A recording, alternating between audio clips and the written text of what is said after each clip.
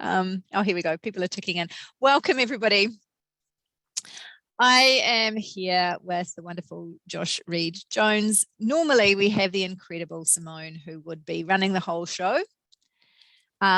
She's able to put things in the chat. So that's good, but we can't hear her. So I'm very pleased to see that people are joining us, Josh. That was a bit of a relief for a while there. We just thought it would be pretty good, yeah. just you and I chatting. So as people join us, what we thought we'd do is a little recap, because you do such incredible work in the community in Australia. So before we even start on our theme, of course, it is Mental Health Awareness Week. I am joined by the founder and director of the Just Be Nice project, Josh Reid Jones. So maybe, Josh, if you just recap to the people, some of whom may not have been on our previous webinars, what is the Just Be Nice project, and what essentially are you doing with your time with work at the moment? Thank you for having me. It's a great pleasure to be here once again. Look, the Just Be Nice project, we essentially work with people who need help until they're housed, employed, and have good mental health outcomes. And we engage organisations and people who want to do good in that mission by sort of integrating into what they do every day and going in and onboarding people and auditing their work and finding ways for people to contribute to that sort of process for people. So in a day-to-day, it looks like lots of different things, because we're outcome focused. We have an outcome priority as opposed to a particular kind of disadvantage. And so we work with all kinds of people experiencing all kinds of different challenges, whether it's just sort of low socioeconomic individuals in communities, Indigenous, refugees or migrants, people who just fall on tough times out of nowhere, which unfortunately most of us will sort of stumble into something at some point.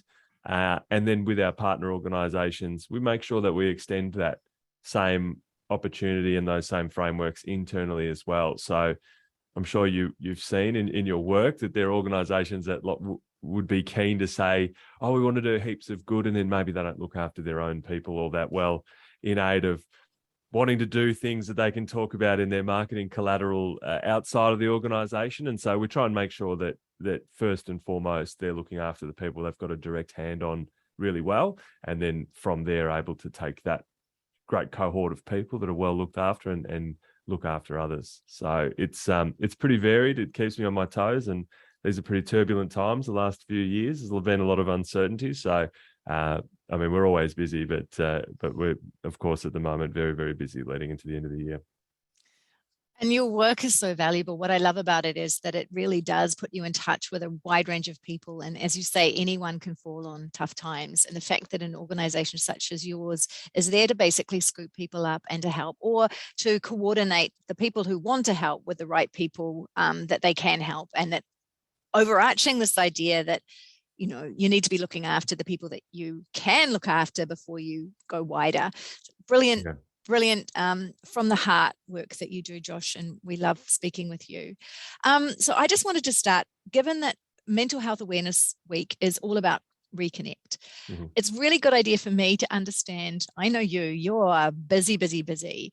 So tell me a little bit about all of the things that are on your plate. You said to me just before you were spinning plates. Tell people just a little bit about what you're doing right now, because then we're going to talk about the strategies you have, because we all need them to reconnect and keep yourself centered. So spinning plates, Josh, tell me about these spinning plates. Spinning plates, yeah. Well, I'm a friend and a family member, and I try very hard to be good at all of those things. Obviously, I run the Just Be Nice project. That's a full-time plus. Anyone who's run anything before will be fully aware that there's full-time and then there's full-time. I'm the director of a couple of other organisations as well. So one of Tasmania's largest social service providers, and we work largely with youth in housing and employment down there. Victoria's only Eco Centre, which is a sort of environmental focused organisation. We work in a few domains there. I'm just finishing up a master's degree. Fortunately, I'm in my last few weeks now, so that's been a couple of years of doing that too, and having deadlines and assignments to do. And I've recently, it's not really been announced, but for, I guess, there's a couple of hundred people watching today, I'm also in the process of writing a book, so that that opportunity really came out of the blue. I was approached to write a book. So there's a lot happening at the moment, and I'm sort of, we spoke earlier about spinning plates, and I've always spun a lot of plates. But one thing I always tell people about what I do is that everything sort of pulls in the same direction for me, and that's really important to help me feel like I'm not being pulled in too many different directions, which I think makes the workload feel more difficult. If you feel that everything is in aid of each other, it's a little bit easier to have a few things on the go at once. Oh, that's really well put. And that idea that, I think that being stretched in different directions essentially for well-being is not a good one. But if you do think that you're doing all these things, but in an aid of something that you care about. And so a lot of things about reconnection, I think, is reconnection to purpose. And so for you, you've been connecting, I think, to purpose all the way along. But for many of us, we can find that we are just either in survival mode, or we're just doing the stuff that we need to get done, and we're not attending to the things that matter to us. And so one of the things I know about you is that you're always very centered on what matters. And so what you just said was really important. You're busy, but it's furthering something that you care about. And that feels like, if I was going to say the central thing about connection right now, if we're going to look after well-being and wider just feeling like we're okay, is what matters to us right now. And so you're going to get your message out there. You've got books, you've got things, that wider thing about helping and being able to see the need and to further that. That feels like a reconnection goal to me, or you're actually doing it. Does that make sense? Yeah, absolutely. I would say, though, that people like myself, we come out and we talk to groups of people that are working in a job, and it's probably a little bit easier to type what you guys do into something that sounds excellent, as opposed to some organizations where they really struggle with sort of doctoring what they really do into something that sounds really purposeful in the sense of that people like myself speak about. But it's not about having some grand purpose that's about helping lots of people. That just happens to be what I do. But I don't think it's any different to like Michael Jordan's drive to win lots of premierships, or the All Blacks drive to constantly flog the Wallabies and be the most successful sporting franchise in the history of sport. They're not doing it in aid of, something. You've got to tie it to mental health, or you've got to tie it to whatever the cause du jour is. Excellence is in and of itself something that you can just aim towards. I just happen to point it in the direction that I do, because it's what's important to me. But it's always been important to me. I don't feel like I chose it. I don't feel like I said, I'm got to make a purposeful employment decision or life decision.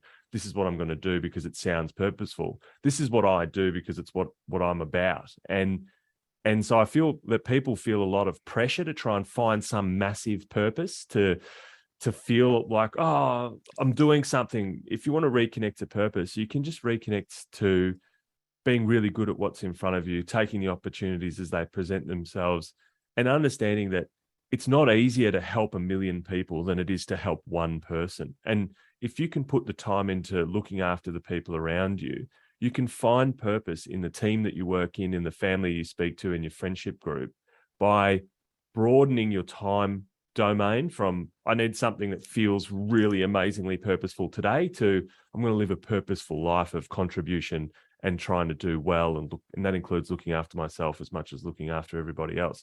And that takes a bit of that pressure off finding a purposeful job, which is something that comes up a lot, and I get asked about it a lot. And I think you can find purpose around you without it having to be this big. I do not recommend that you go out and start the Just Be Nice project. It's incredibly difficult, thankless, economically challenging work. It's not for everyone, and it's not something I would tell people to do. But I would say, if you're looking after the people around you and looking after yourself in a way that enables you to be the best person for the people around you, you can find enormous amounts of purpose and fulfillment doing that and living in that fashion. Yeah, it's really well said. When we talk about connection to values and purpose, it's what matters to me. And for most people, and I do this work all the time, what matters to people are the relationships that they have. And so if you are in service to others, but you're not looking after the people that matter to you or the people that are in your orbit because you're so busy. Actually, for many people, they're not connected to the things that matter to them.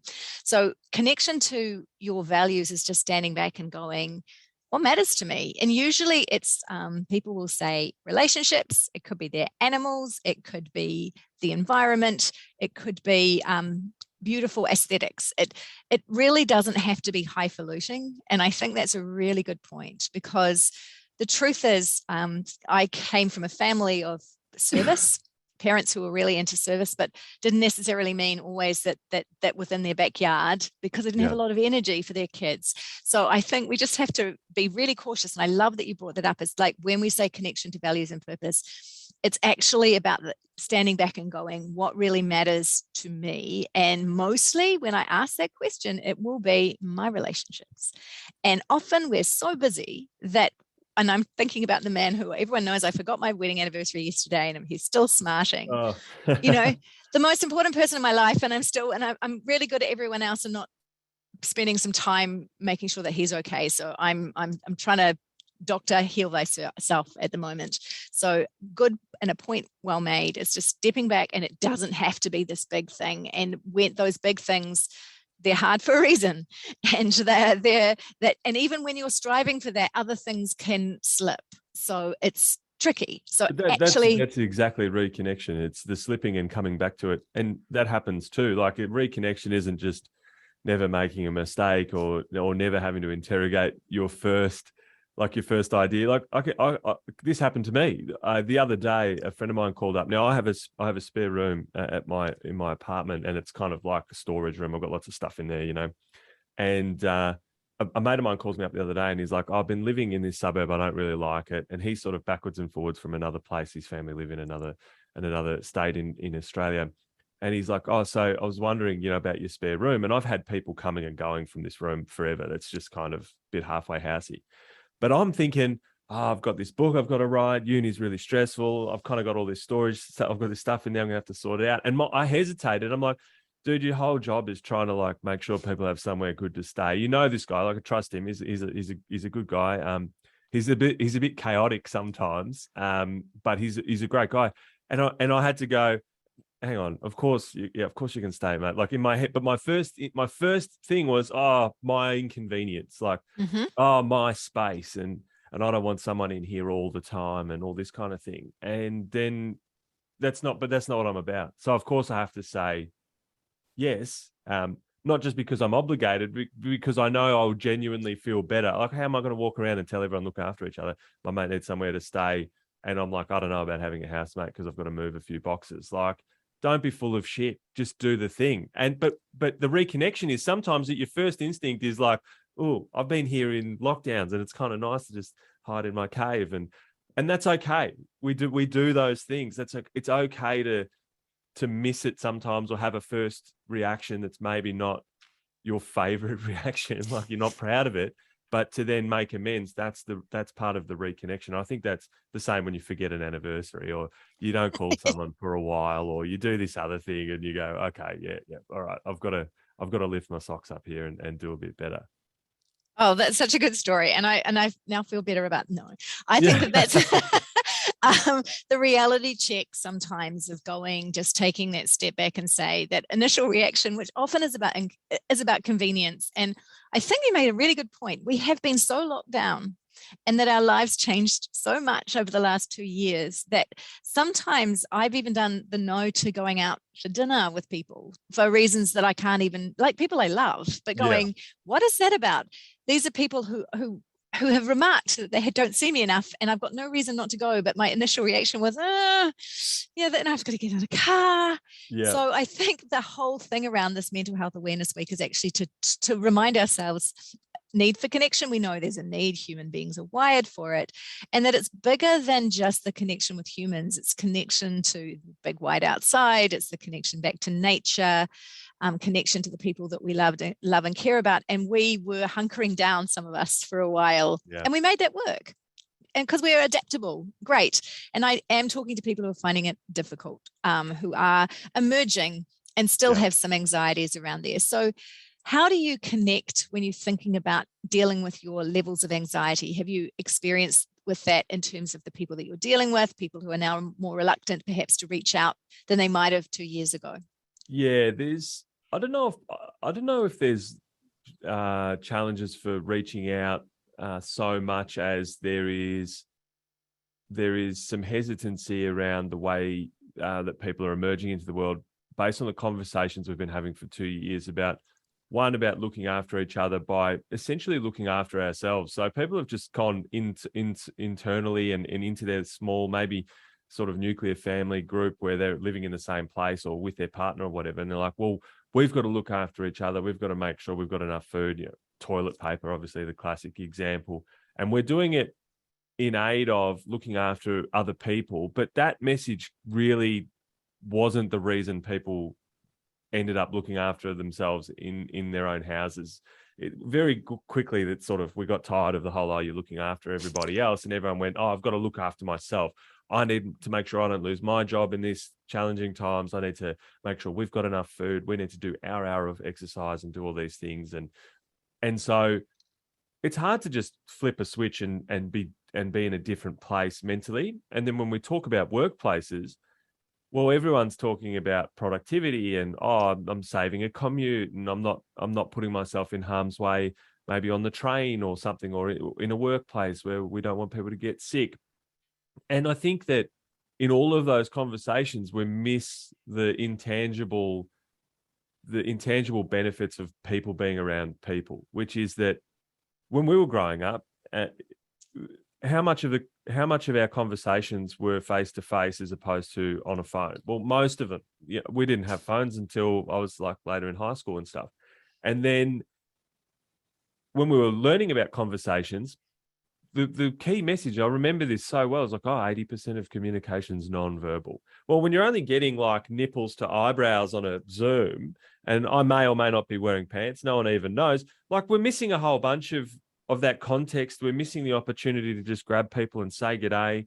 We're missing the importance of incidental contact and opportunities to deepen connection over time, and not in a manufactured, it's a social day, but just in that casual way that when you bump into people over 18 months and you have a few chats in the kitchen or over a coffee, or you happen to be leaving at the same time and you find out, our kids go to schools that play each other on the weekends and do these things.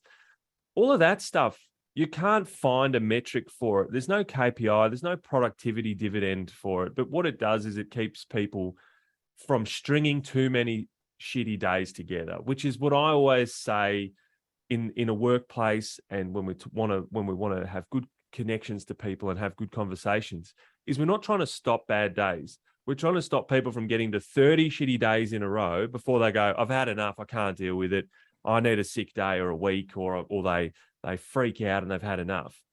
And it's just saying, well, you can catch people a lot easier in person. You get a lot more chance to like pick up on what's going on with people. You get better context, you get more detail. And all of that stuff is just in aid of stopping Fiona, who's come in, I was tired, I forgot our wedding anniversary, I've been stressing about it, I haven't been able to find a reservation. And we get to Friday, which is just a couple of days away. And then on Monday, if you come in and you've not made amends, I know it's probably worth sit down and have a chat with you. But if you come in on Monday and you go, we had a lovely weekend, I made up for it, we went out for a lovely dinner and did all this stuff, and it's all good. I mean, it's not really a massive deal to miss one day, but, and I go, great, you're good. Those are those little incidental things as you're just walking around in person and you're having those chats and you get to pick it up, that they don't come across in a Zoom. They don't come across in a chat box. And that stops you from getting to 5 bad days in a row. We pick it up. If you're really tired, we pick it up. If you're saying, I've got too much to do, so much to do, so much to do, so much to do, by the second week of it, we know to step in and go, hang on a minute, let's have a chat.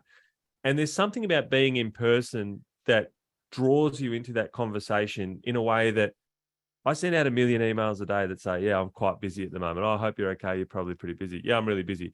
No one really is going to do anything about that. We're not stopping to have a coffee and an email chat. We're not stopping to check in with each other over email. I'd get frustrated if someone sent me 5 emails in a row. I'd be like, stop sending me emails. Like, I don't care even if you're being nice. I just don't want to communicate that way.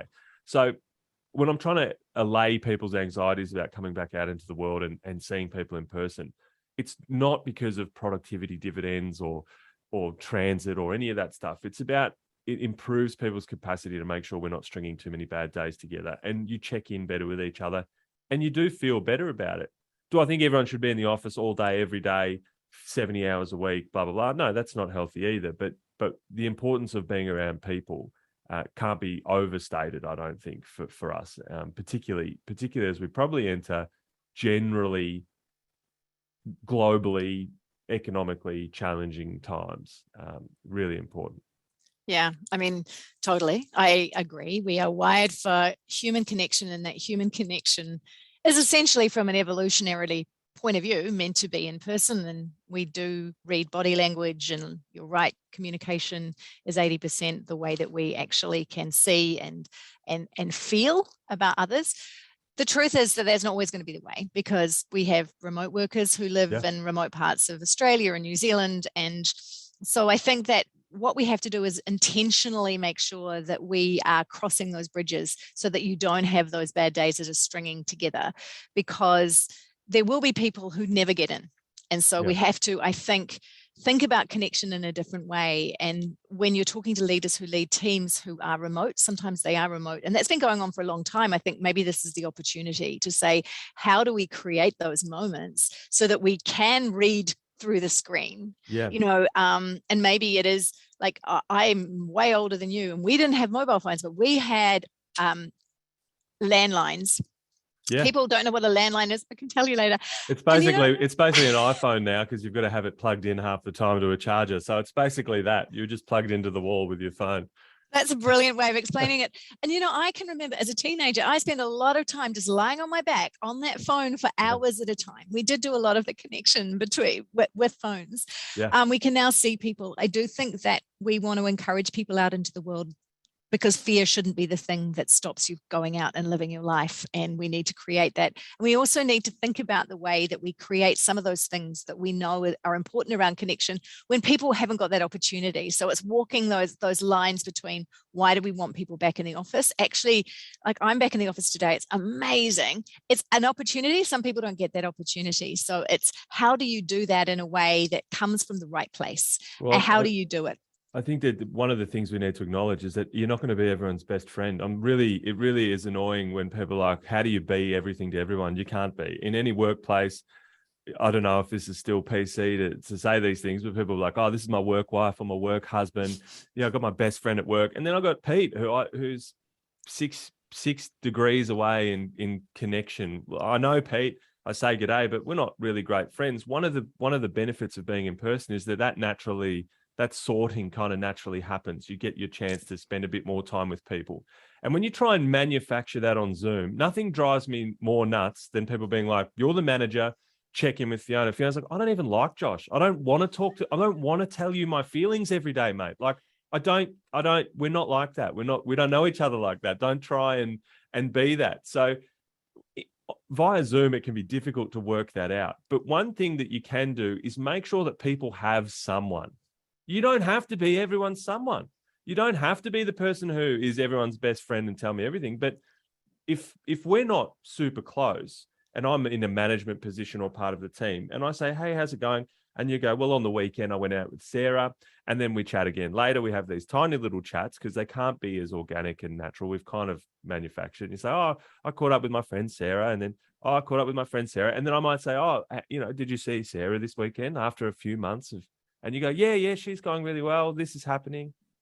Cool. You've got Sarah. Like, I don't need to be everyone's best mate. I just want to make sure that everyone's got someone. And if you pay attention to people as they are, as opposed to how do I dive in and save every person, which is pointless because you can't, and everyone's not going to connect with you in the same way. You get to understand that, oh, Fiona's best friend's name is Sarah. She works at Allianz or whatever, and she does this thing. It's, you pick up weird things about people's friends because they talk about them and they talk about what's happening with their families. And you go, all right, some time with the family's been happening. The kids are good. They're at school. You see your friend Sarah. That's interesting. And that's enough. I don't now need to be everything to you at the same time. So I think it's a bit of a balance. And by paying attention to people how they are, as opposed to how I'd like to save them, you actually do a better job of perhaps deepening a connection. Love but it. this kind of manufactured, oh, we've got to all be friends, let's all get in a room and be the same level of best friends with each other, or not, that doesn't really play. And in person, obviously, that's not how it goes down. And we're still navigating how to best manage that. But I think I always just tell people, make sure they've got someone. And if they've got no one, then it's maybe worth putting a bit of extra time and effort in, and creating a bit more space to deepen those connections and conversations. But if they're okay, you probably don't need to go so hard on it. You can have a bit of patience. Excellent. Very practical, very true. And one of the things we can do as leaders, and many people on this call today are leaders, like, we do need to know our people. That doesn't mean that we're their best friends. And of course, because you just can't. But one thing we can do is understand how they communicate, right? And so that there will be some people who are silent, a very silent, quiet conversation. I talk about my husband who says nothing, the engineer who just gives me 50 words a day. If he's got 60 words, he has to then take a little nap.